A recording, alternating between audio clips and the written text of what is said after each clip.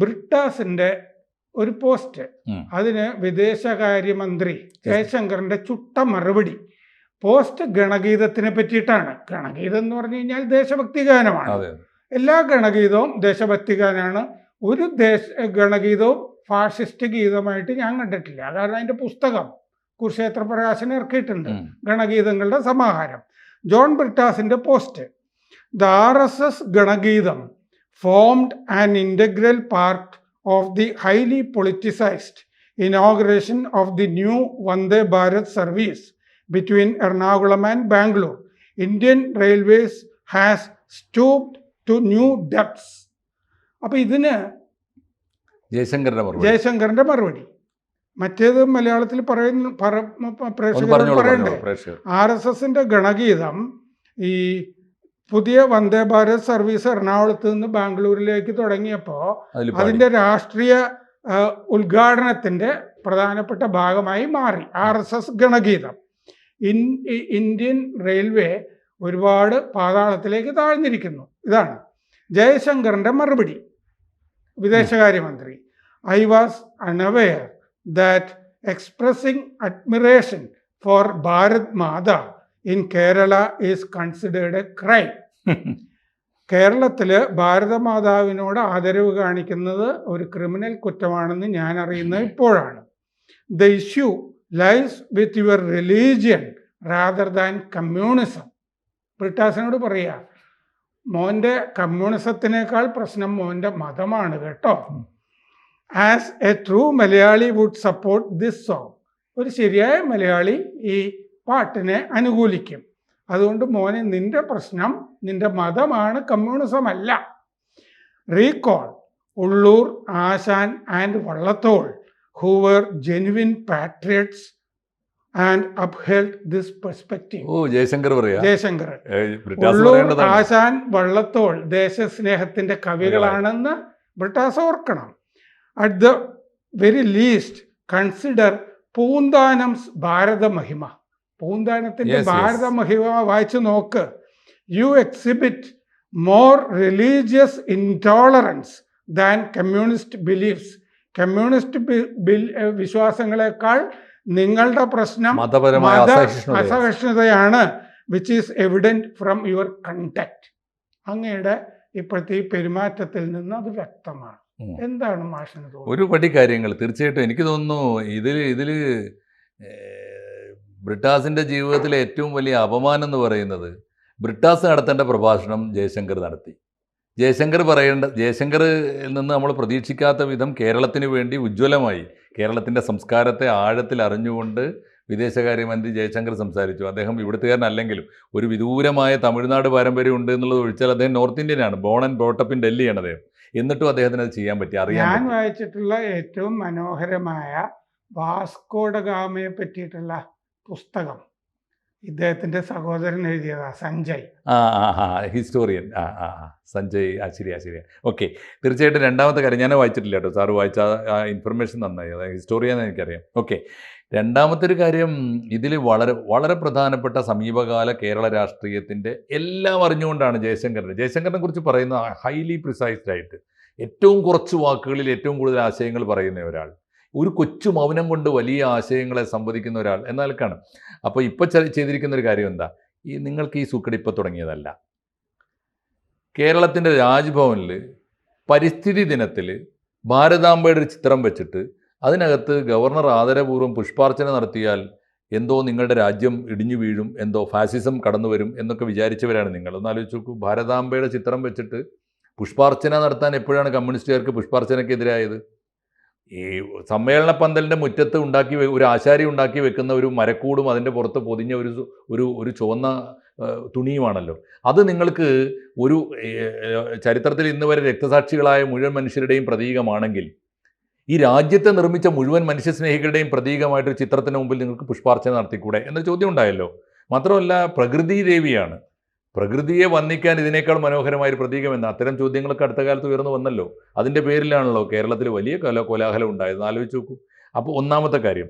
രണ്ടാമത്തെ ഇഷ്യൂ അദ്ദേഹം വളരെ കൃത്യമായിട്ട് ചൂണ്ടിക്കാണിച്ചു സമീപകാലത്തെ പൊളിറ്റിക്സ്.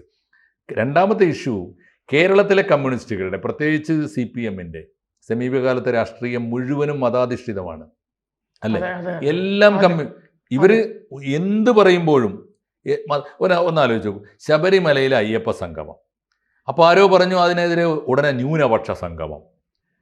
ഇതൊക്കെ അങ്ങനെയാണല്ലോ, എല്ലാം ജാതി തിരിച്ച്, സമസ്തയെ വേറിട്ട്, ലീഗിനെ വേറിട്ട്, ഓരോരുത്തരെയും വേറിട്ട് കണ്ടുകൊണ്ടുള്ളൊരു സമീപനമാണല്ലോ. മനുഷ്യനെ എങ്ങനെ വേർതിരിക്കാം?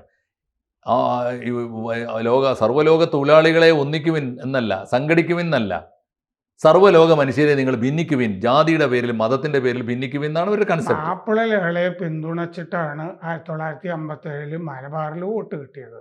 അതെ, കാരണം എന്താ വെച്ചാൽ കോൺഗ്രസ് തകർന്നടിച്ചു പോയിരുന്നു. ഹിന്ദുക്കളുടെ വിശ്വാസം കോൺഗ്രസിന് ഉണ്ടായിരുന്നില്ല. കാരണം കോൺഗ്രസിന്റെ നിസ്സഹകരണ പ്രസ്ഥാനത്തിന്റെ കൂടെ ഖിലാഫത്തിന് കൂട്ടിച്ചേർത്തിട്ടാണ് മലബാറിൽ മാപ്പിള ലഹള ഉണ്ടായത്. അപ്പൊ കോൺഗ്രസിന് പേരില്ലാണ്ടായിപ്പോയി. ആ ഗ്യാപ്പില് തീർച്ചയായിട്ടും മറ്റേ ഇനി ഒരു പക്ഷേ ജയശങ്കർ സാറ് ശ്രദ്ധിച്ചിരിക്കാൻ ഇടയില്ലാത്ത ഗ്രാസ് റൂട്ട് ലെവലിലെ ഒരു പുതിയ പൾസ് വന്നിട്ടുണ്ട് സാറേ. എന്നോട് കമ്മ്യൂണിസ്റ്റ് പാർട്ടിയുടെ എൻ്റെ നാട്ടിലെ ജില്ലാ സെക്രട്ടറി പറഞ്ഞതാണ്, എൻ്റെ മലപ്പുറത്തെ ജില്ലാ സെക്രട്ടറി പറഞ്ഞതാണ്, പാർട്ടി കമ്മിറ്റികളിൽ വന്നിരിക്കുന്ന കോംറേഡ്സ് പോലും കമ്മ്യൂണലി ഡിവൈഡഡ് ആണ്. അതെ, എന്ത് കഷ്ടമാണ് മാഷേന്ന് എന്നോട് സങ്കടത്തോടെ പറയുണ്ടായി. നിങ്ങളുടെ ആ പ്രയോഗത്തിൽ അതുണ്ട്, അദ്ദേഹം അറിഞ്ഞുകൊണ്ടാണെന്നറിയില്ല, ആ പ്രയോഗത്തിൽ അതുണ്ട്. സഖാവേ, അങ്ങയെ നയിക്കുന്നത് അങ്ങയുടെ രാഷ്ട്രീയമല്ല, മതമാണ് എന്ന്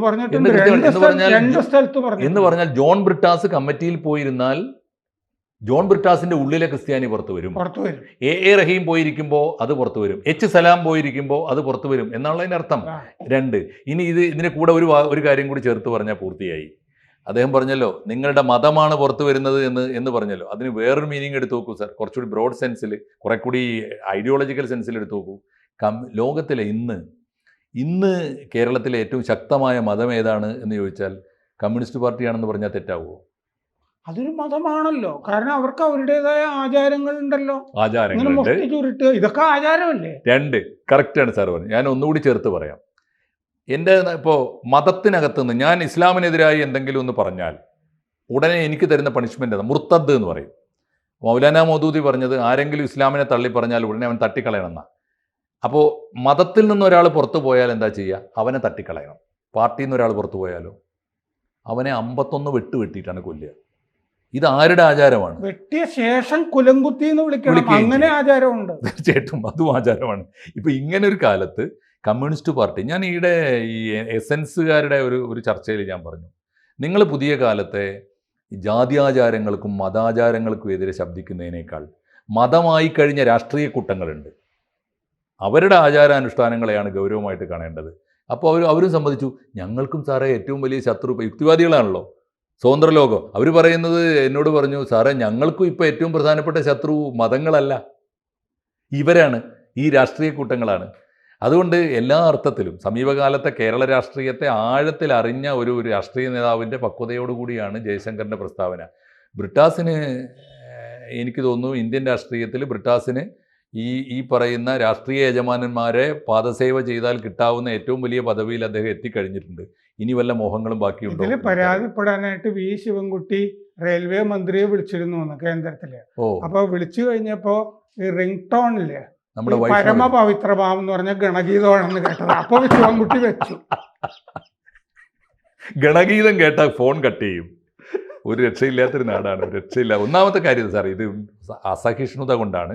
2, ഇവർ ചെയ്ത ചരിത്രത്തിൽ ഞാൻ അവരോട് തന്നെ, എനിക്ക് എൻ്റെ എല്ലാ കമ്മ്യൂണിസ്റ്റ് സുഹൃത്തുക്കളോടും ഇപ്പോഴും ഞാൻ നല്ല സൗഹൃദം പുലർത്തുന്നു. അവരോട് പറയുന്നുണ്ട്, നിങ്ങൾ കാണിച്ച ഏറ്റവും വലിയ അബദ്ധം, നിങ്ങൾക്ക് ഹൃദയം കൊണ്ട് ലോകത്തെയും പരിസരത്തെയും ഇന്ത്യയെയും നിങ്ങൾക്ക് വായിക്കാൻ പറ്റുന്നില്ല എന്നുള്ളത്. അതുകൊണ്ടാണ് നിങ്ങൾക്ക് മിത്തുകളെ പോലും വായിക്കാൻ പറ്റാത്തത്. അതുകൊണ്ടാണ് നിങ്ങൾക്ക് വിശ്വാസത്തെ ഉൾക്കൊള്ളാൻ പറ്റാത്തത്. ഒരു പരിധി കൂടി ഞാൻ പറഞ്ഞു, മനസ്സറിഞ്ഞ് ഒരു വരി കവിത വായിക്കാനും ഇനി നിങ്ങൾക്ക് കഴിയില്ല.